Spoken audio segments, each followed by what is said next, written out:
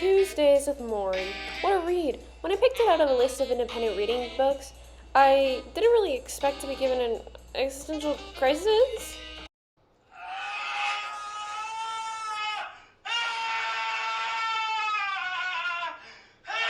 Yeah, me neither. Anyway, one could take away many lessons from this book. For example, live, laugh, and love. I believe that Mitch Albom, the author of Tuesdays with Morrie, wanted to pass on what he had learned and been taught by his wonderful Professor Morrie. For those who have not read Tuesdays with Morrie, I shall reenact it for you. Hey, Mitch! Hi, Morrie!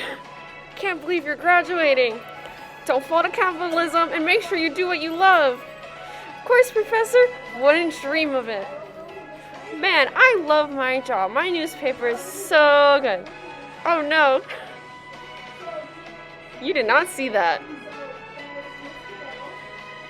Like I was saying, my newspaper is so good. Hey yo, Mitch.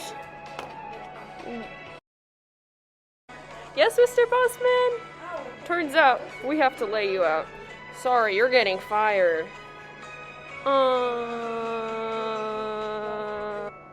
Mitch, I have ALS. I'm dying. American Sign Language? No. You're going to miss you. We should meet every Tuesday like we always have, Professor. We should. I'll see you then. You know, Mitch, I'm dying. A candle melting in its own wax. I don't have much time left. Professor! Oh no, my professor, he's dying right in front of me. There's not much I can do. What am I supposed to say? He's an important presence in my life. I can't let him go this easily. Do you know how painful it is for me to see him this way? He's dying. I can't hear his voice when he leaves me. What am I supposed to do? No. You know, Mitch, I'm not afraid of dying.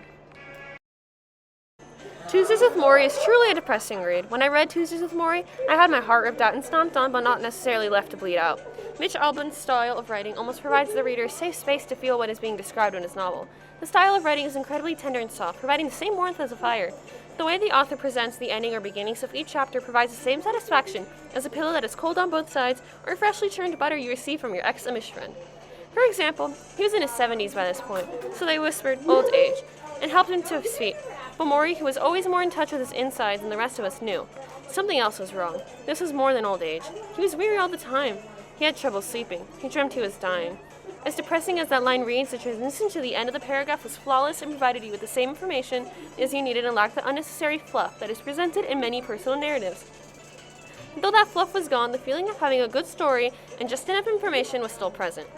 At the time, ALS was a death sentence. Unfortunately, it still is. In this time period, 1995 to be exact, accommodations for those suffering with ALS weren't as plentiful as they are today. This book illustrates the feeling of seeing someone you love deteriorate before you. I believe that Morrie would have loved to have read Mitch's book, for his book not only includes Morrie's life lessons, but the reflection Mitch had to go through to truly understand why Morrie feels the way he does about death, what it means to live life, and its purpose. Now, let's analyze the actual writing of the book to a deeper level now. The structural aspect of the book stays chronological and orderly, and it feels as if you're reading a fictional novel, but is very much real. Mitch lets you into his head and gives details on wherever he may be, or with, and whoever he's talking with. Moral of the story, I can't really tell you what I felt or how this book will make you feel, so I truly recommend reading the book. It changed my perspective, and I can guarantee it'll change yours.